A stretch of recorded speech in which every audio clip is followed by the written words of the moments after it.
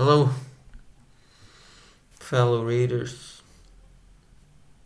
Welcome to the Stars book, where you are now watching a broken individual, a cosmically struck man, so many years and pages convincing myself that the only credit card the future of our species would accept was that of pessimism. So many carefully edified neurosis, such a firm belief in the rottenness of the human essence, indeed rotter than Johnny Depp's teeth. And it only took one book.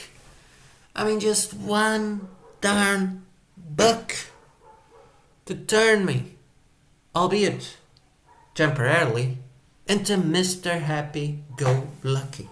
And the culprit for inoculating me with this vice of hope is this book, The Roots of Heaven, by the French author Romain Gary. If you're familiar with the channel, you probably know Gary by now. He was a swashbuckling aviator and writer. And he starts this book by being rudely poetic. Just rude. The Roots of Heaven, what's that? Let me tell you. It is the do-gooder seeds that God has planted in all our hearts. Truly, a touching, poetic concept. How could it go bad from there? It really couldn't, and it doesn't. It is a certified piece of writing genius, and I would dare say probably the greatest book I have ever read. Written in 1956, the book is the first ever to discuss an ecological crusade. In fact, so much so, it was rewritten in the 1980s with a profuse use of the then fashionable word ecological, which was absent from the first edition. Back then in the 1950s, ecological wasn't even a thing. The main character of the book is one Marel. Marel is a French eco-terrorist, and he's even bent on protecting elephants. And why elephants? Marel sees them as holders of quintessential freedom and dignity. Elephants are big, awkward, cumbersome, some might say in the big scheme of things utterly disposable and useless, and yet they bow to nothing. They represent what every worthy human being should also aspire to. In his quest, Marel attracts or repels all sorts of characters. First, there's a cussing priest, Father Varg, who scolds Marel for usurping God's role at salvation.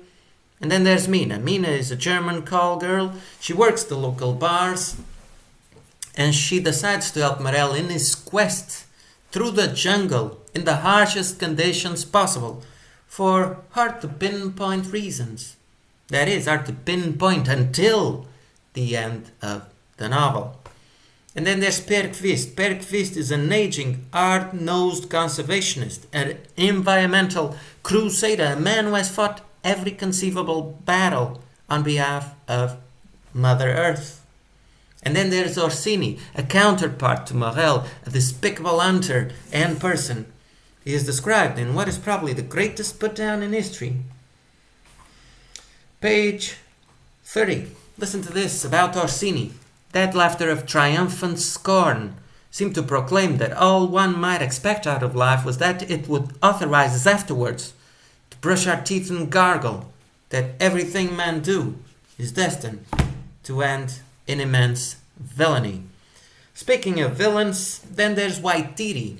Waititi is an African revolutionary fighting for African self-rule, but he has these mixed priorities, having been completely educated in France.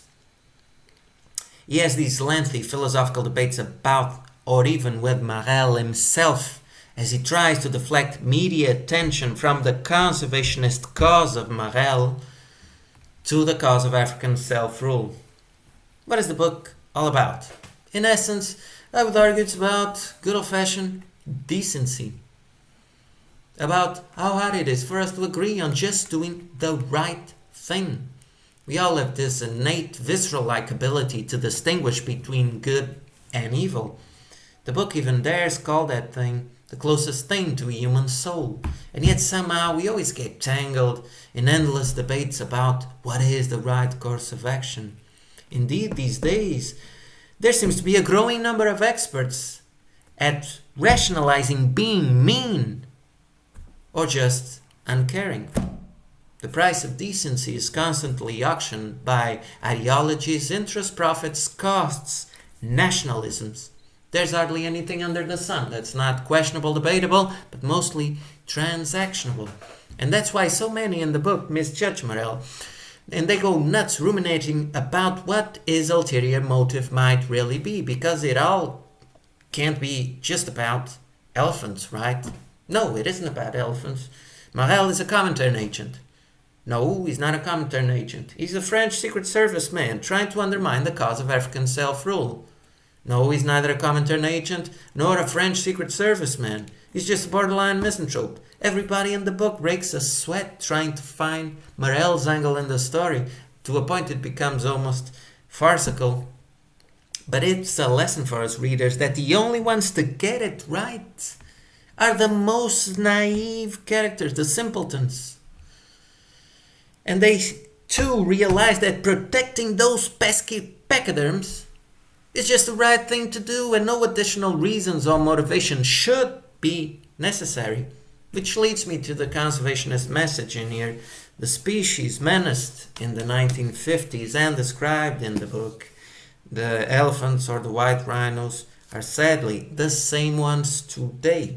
In fact, I even believe that the white rhino has since gone extinct, and if it isn't extinct, there's probably a handful of sorrowful specimens left lying in an African reserve somewhere, and their sleep is being watched by an army of rangers to protect them from poachers. Unlike Morel, who is an optimist when it comes to human essence, I believe it will take an immense evolutionary step in human development for us to do something meaningful, palpable, tangible about climate change and the protection of natural resources. We're more than willing to do a tidbit to assuage our conscience. Sure, you need $5 to go help save the flamingos or the porcupines down the road. I'll chip in, no problemo. But any substantial material sacrifices to our way of life are definitely off the table. If gas prices go up, a nationwide riot starts brewing. But few seem to be concerned about water shortage, and drought is certainly the next epidemic. And we all know how the last epidemic went down. Fighting for water is fighting for every living being on planet Earth, present and future. But we don't seem to be quite there yet. Gas means fun, possibilities, money in your pocket, while water is just a plain, boring biological necessity and limitation. Salvation? Pfft, who cares? Perdition was way more fun. Just the other day, some climate activists who threw liquid charcoal at the Fontana di Trevi in Rome were almost lynched by an angry mob because they dare ruin somebody's favorite monument, because they dare ruin somebody's vacation. You can see what's at stake in here. Nothing short of a mental and material revolution can save the day. I don't care what you right-wingers say. Technology is not the deus ex machina will stop the poles from melting. That's just the perpetuation of that naive belief that the good Lord Progress will just keep on providing. The reason our economic system works so well, and it makes us drink our daily cup of poison and then pass it around, it is because it is the perfect embodiment of our own survival instinct, mixed with that powerful feeling, hope, the underlying idea being that as long as you earn enough money, you'll be safe from any harm. And that's why billionaires do so little about climate change. Still, if you think people are getting nastier, imagine when it finally sinks in that there isn't enough to go around, no matter how hard any one of us hustles. What sort of human then will be left standing at the epicenter of a system which will have failed everybody?